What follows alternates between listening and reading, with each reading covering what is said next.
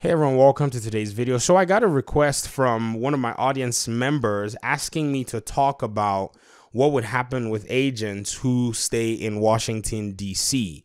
Now, there are specific things that you'll see while you're here. If you don't go to New York with everybody, or you're waiting for New York to get to go on sale, the New York DLC and all that stuff.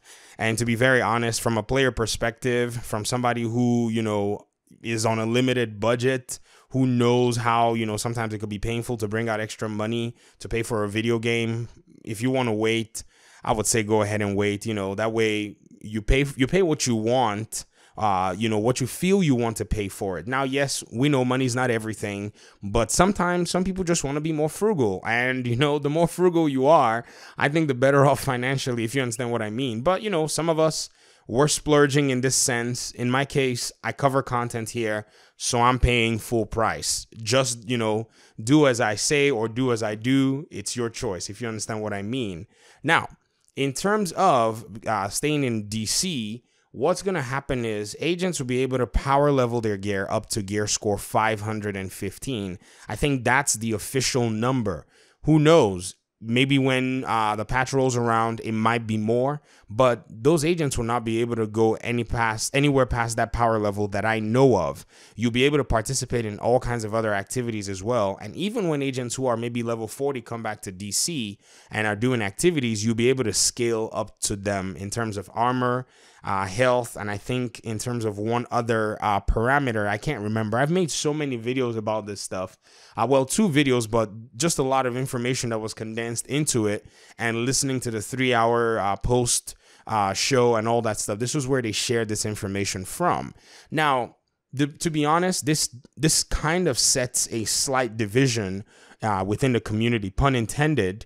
And I don't know how the developers are able to kind of justify this.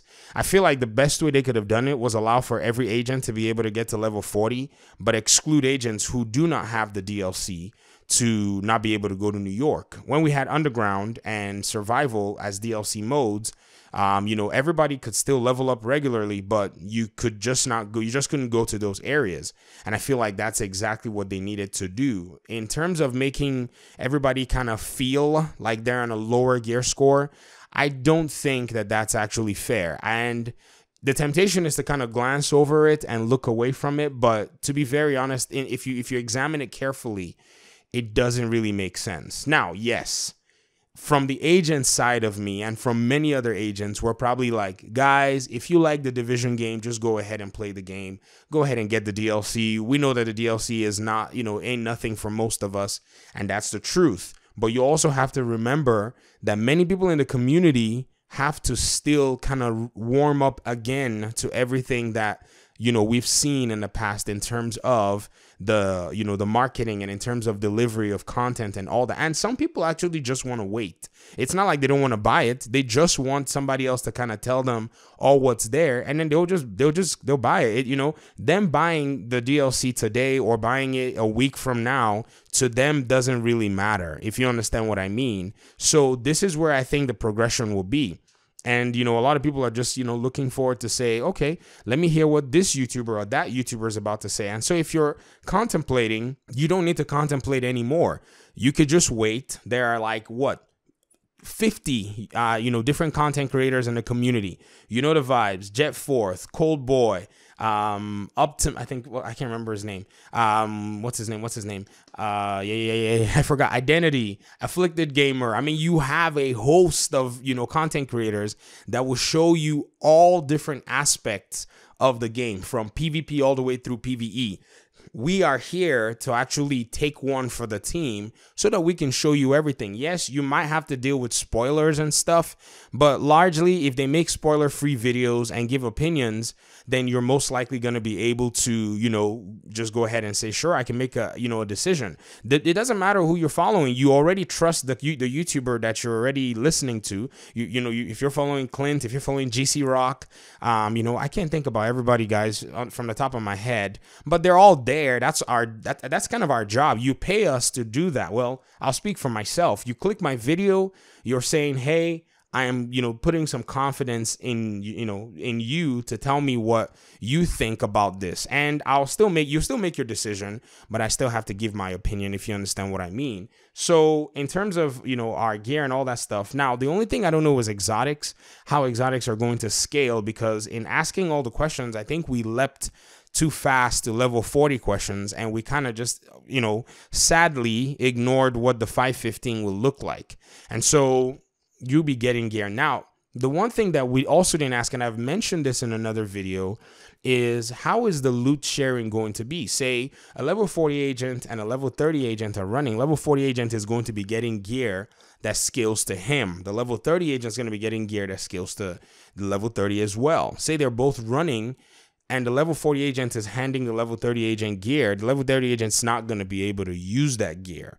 And so maybe when you level up, you have that gear at your, at your beck and call, maybe just to kind of get yourself started and farming. Now, all other aspects in terms of gear refresh, new stats, new talents, I think even new brands and gear sets, I think. But in terms of, let's just go to utility. Let's not go into the, the new stuff. Let's go into utility. So new recalibration, new stats, new talents, new overhaul of gear. That's going to be available for everybody. This is something that they made very clear in terms of that. Now, open world difficulty, directives, those are also going to be available for everybody, according to what the developers have said. I don't want to mix it up, so I want to put a clause on that statement. Nonetheless, if I'm wrong on that, somebody help me in the comment section. We'll address it immediately. And then I think the only thing was legendary, legendary missions are not available for level 30 agents. Only level 40 agents at that level are capable of playing it. So I'm not here to debate much of the practice, but I already hinted to you that I'm not really a fan of it nonetheless. But I'm here to just kind of put some clarity on, if you're waiting in DC, this is pretty much this is some of what I know that you're going to be experiencing. And if you decide to come over to New York City, then you're going to come over with the new stuff. And I've already pointed it out that many people want to wait because they paid for the first year pass, and what they got, they weren't satisfied with. So them waiting is, a logical aspect of it. So right now, one of the big things that's going on is because of the new gear overhaul and the library system, I will not bother about farming specific talent. I won't bother to hoard my gear. You just farm what you have, and the day you wake up when the patch drops, everything's most likely going to be different. We've seen heavy patches like this in the division. I think patch 1.4, huge patch, where a lot of things changed in the game. And then patch 1.6, 7, 8, these were just all big jumps in terms of changes. And so you have that library where you can actually go now store your stats. And so you just be farming stats and all that good stuff, if you understand what I mean. So at that point, you can still farm stats. There's nothing wrong in doing that. But at the end of the day, I would just advise you to just wait till the patch rolls out. You know where you stand. Your stuff is still going to be useful for DC where you are. It's not going to be irrelevant in that sense. But at the end of the day, New York will probably be the destination of many agents once they get more information. So I hope that was as helpful as I could make it be off the top of my head. I appreciate you, Moses, for giving me this idea to kind of talk about this video, because apparently many people have not heard much about the 515 side. And so I just wanted to quickly address it as quickly as I can. If you know more that I haven't said and you're in the audience, please leave it in the comment section. I'm going to get out of here. Thank you very much for your time and audience, and I guess I'll see you in the next video. Peace.